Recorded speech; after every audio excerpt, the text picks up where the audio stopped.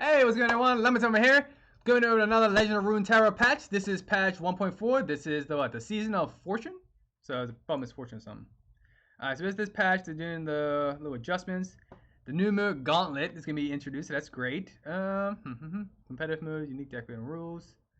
Friday to Monday. Okay, so it's a weekend event thing.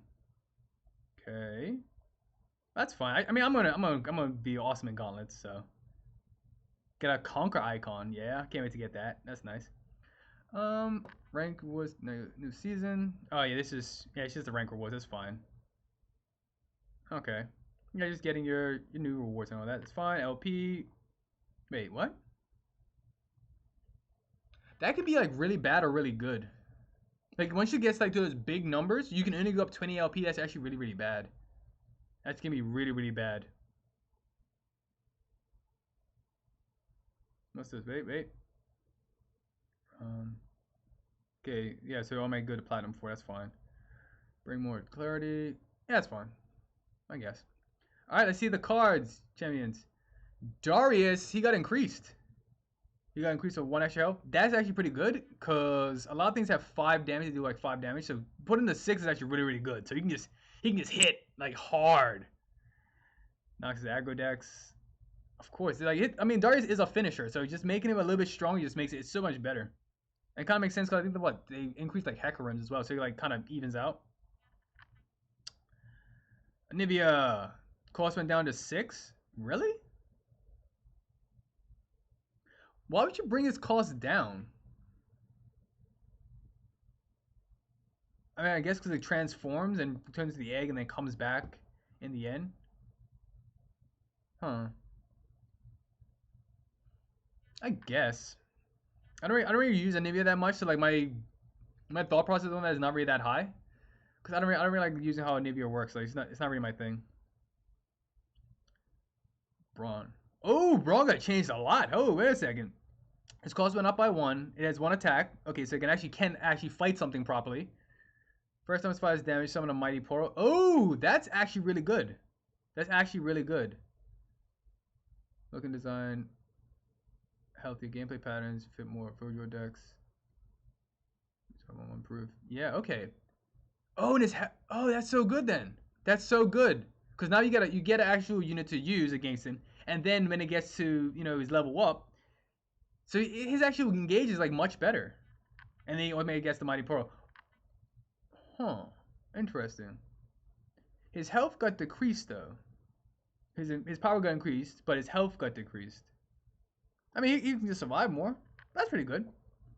I don't really see nothing bad about this, but because it still got regen, so he's good. He's good. Sugar Mega Death Rocket costs 1 now. That's actually really good. That's actually really good actually, because all you need is 1. You just need one mana. Yeah, that's amazingly good. Because it's like a free, just quick forward attack, especially since like Lux can shoot her stuff for free. So, But yeah, Sugar Mega Death Rocket. I love it. I love that thought process. Followers, Genevieve. Okay, she went up. So instead of her being a 6-drop 4/4, she's a 6-drop 5/5. Which is good. It's like slightly. It's like the other. It's like that. The elk one. It's like almost the same stats. It's just like it costs 1 more because it's got reach. I mean not reach. Challenger. So that's just good. It just makes sense. It makes perfect sense. Unyielding Spirit. Absolutely, I can't disagree with this. I cannot disagree with this ability now. Yeah, because it made a card immortal with like no counter, with no comeback, with no stopping. That's absolutely amazing. I'm happy they did this. This makes perfect sense to take it from burst and put it to fast speed. Because at least you can actually interact with it. It's not just automatically, oh, I'm indestructible now, so Fiora doesn't get stopped. He just runs through everybody. Or Garen doesn't stop. He just runs through everybody. So yeah, that's a great card. That's a great thing they did. Absolutely agree with this. Yeah, I can see that because you can't counter it. Yeah. Basilisk Rider. He went from 2. Ooh, this is nice. This is nice. Absolutely, I'm loving this. Yeah, respect. Oh yeah, yeah. Because that 2 health that was significantly bad. I mean, it does go to 3, but if you have a mono Noxus deck, you're putting this thing to a 6/4, that's incredible. That's incredible to bring out. I love this. I love it. I love it. I love it. Captain Farron. Okay. Yes! Yes! Okay, it doesn't affect your hand at all, so you can play Captain Farron and then you get cards. It's a card generator that has the ability to end games. I love this. I love this design. This is absolutely awesome. Because now it's not even worrying about, like, you don't have to worry about your hand getting destroyed. You don't have to have random cards in your hand now. It just gives you 3 decimates, which is, it's just great. It's like, what, 12 damage? So actually, Captain Farron with the decimates can kill the game, can end the game by themselves. It can't do like turn, but it can end the game, which is great. Yeah, but like if you do this, like you have 12 mana, you play Captain Farron, you play Decimate, you attack them, and that right there. Then next turn, Decimate, game's over. Great. Like Captain Farron is a game ender. It needs to be just like any other game ender. So yeah, I love it. I'm gonna make a Noxus deck now, definitely. Aurora Borealis, create 2 random Poros and 2 Poro stacks in hand. Okay. I think they still want to make Poros a thing, which is fine. I can agree with that. You want to make Poros a thing, that's great. Poro Herder. They definitely want to make Poros a thing. They definitely want to make Poros a thing.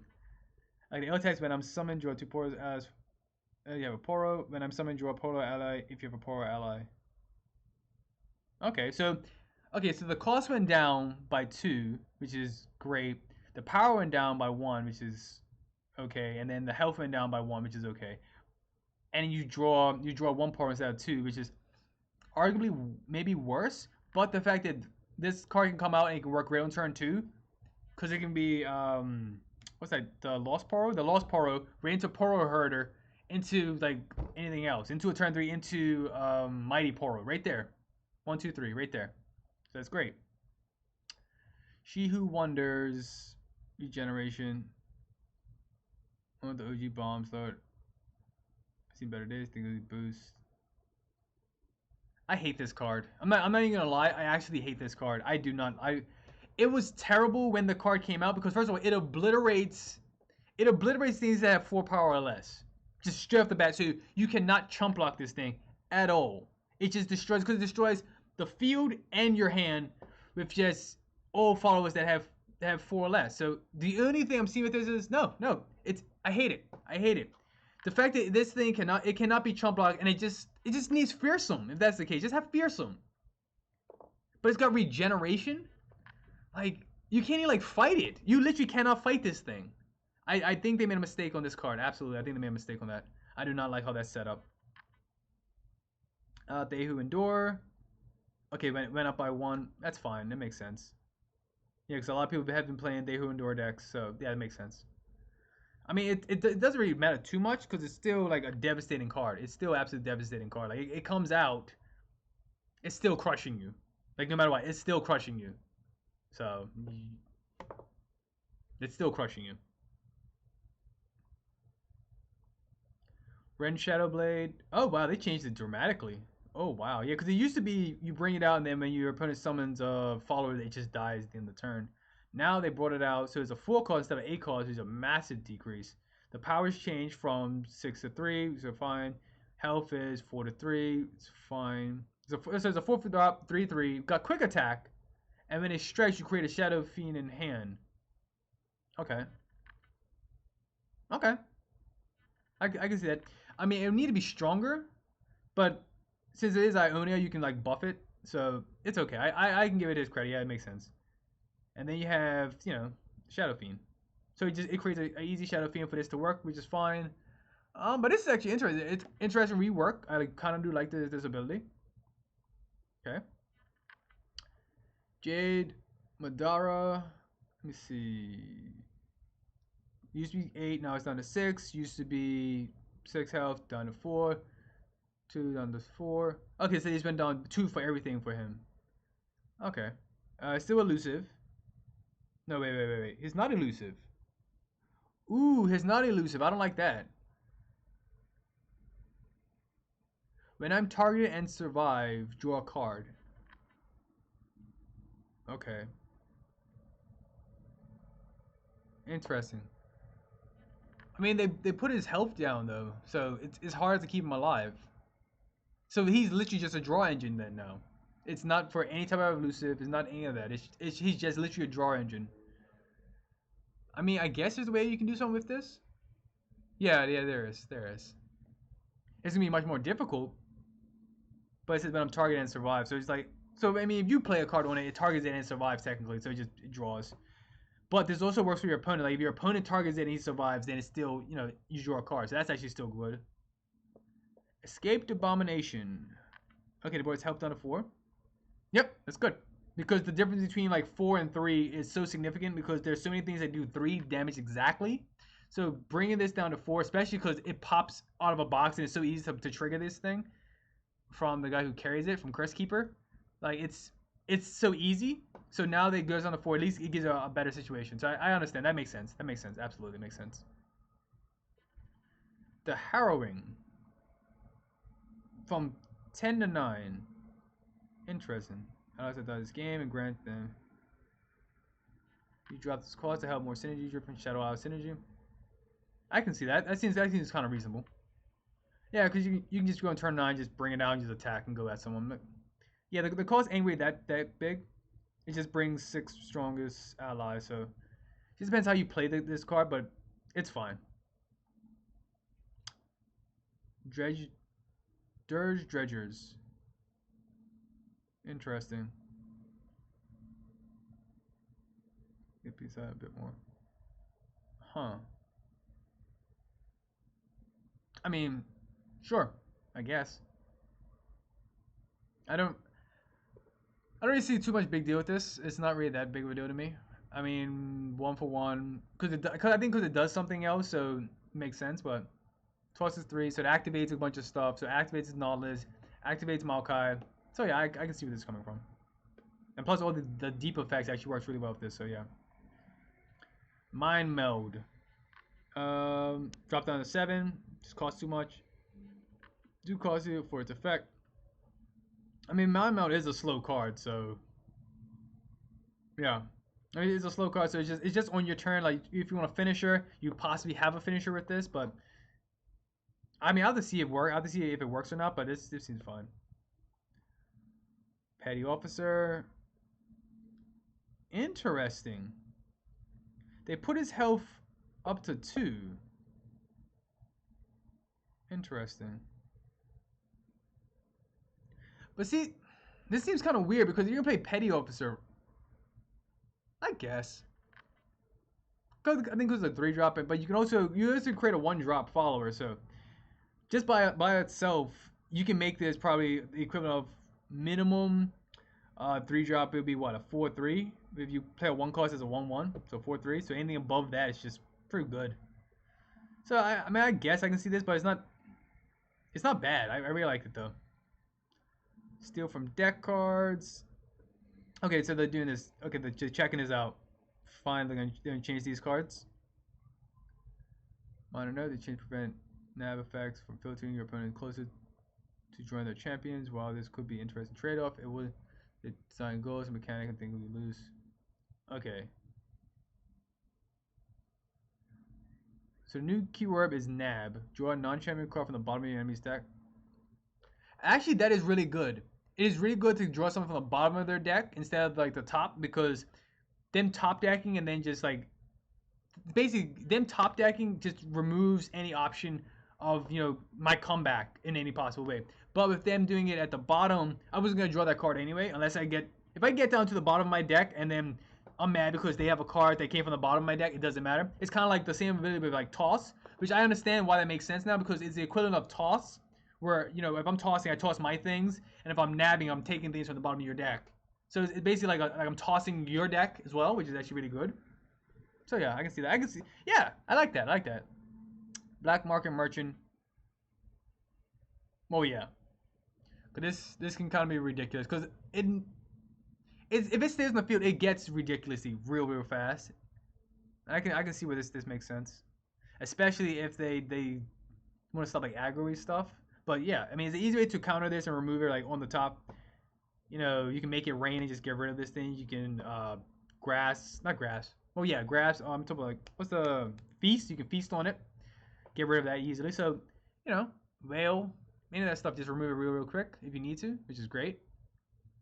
Let's see this. Pilfer goods, nab one, plunder, nab one more. Yep, that's good. Yeah. Allegiance, you plunder, you nab. Okay, cool. Okay. Yeah. Okay. So they changed it. So at least I like this. I like this thought process because they take the bottom of your deck instead of the top, which is that is good. That is absolutely good. Consistency, swapping enemies, and the board. Okay, that's fine. Guardians, new card backs. That's fine. And emotes. These seem bundles. Expedition archetypes. Now here we go. Here we go. What's added here? Phantom Pranksters and so remove Glimpse Beyond. Really? Wait, why would you take Glimpse Beyond from Afterlife? That's literally part of the deck. Neverglade Collector. Wait, that doesn't make any sense. Why would you remove Neverglade Collector? That's literally Afterlife. Like Phantom Prankster and Neverglade Collector, they're basically like almost like the same thing. That doesn't make any sense to do that. Battle Scar Stalking Wolf was removed. I can understand that because it's not something that it doesn't really deal damage. It's got Challenger, but it doesn't really like something that like deals damage or something. Averse Marksman makes sense. You can ping something, makes sense. Vengeance, Death's Door added. Well, it's Death's Door, so it makes sense to be Vengeance. Disruption, Blade's Edge, and Shadow Shift. Shadow Shift. Oh yeah, the Z card. Fishbones, Chum the Waters, Rising Force, to the Assembly. Coral Creatures, Daring Poro, Hired Gun. From Fishbones, really? You remove Hired Gun from Fishbones? And Daring Porter? I wouldn't agree with that. I don't really like that. I wouldn't agree with that. Noxian Might, Culling Strike, and Shumpo, that makes sense. Because Noxian Might is just about attacking. Relentless, Armor, Tusk Rider. They remove Mobilize and Savage Reckoner. From Relentless? Why would you move Savage Reckoner from Relentless? Because it's about hitting your opponent and running them over. That's part of it. Mobilize can be like 50-50, but Savage Reckoner, I don't think that makes any sense. Okay. Scraphead. What we got? Crimson Disciple, Pro Demolitionist, Reckoner. Use Cactus Salesman. Okay, that's Scraphead, makes sense. Armored Tusk Rider. I guess, yeah. Because it's Scraphead, I guess. Chumpwump, Rummage, and Zunlight Urchin. Okay, Zunlight Urchin doesn't make any sense to be removed from Scraphead, and neither does Rummage. Both of these don't make any sense to be removed. Chumpwump, I don't think Chumpwump should be removed from Scraphead, because Scraphead is like an aggro-y deck. Shadows and Dusk. It added Glimpse Beyond. Shadow Fiend, Warden's Prey. They remove Sapling Toss and Vengeance. But Dust kills stuff. It's very weird. Spellslingers, Double Up, Pilfer Goods, Pool Shark, Salvage, Jailbreak, Riverside Rush, and Will by Unia. I mean, well, Jailbreak should be, it should be Fishbones. Yeah, Jailbreaks and Fishbones, that makes sense. Riverside Shaper, I don't really like that, like taking out spells. Well, yeah, why does it take that out? Because it gives you a spell, so it makes sense to create spells. Rush, again, like sleight of hand, Will of Ionia. Why would you take Will of Ionia out of Spell Slingers? It doesn't make any sense. Total Recall, added Recall, remove Zephyr Sage.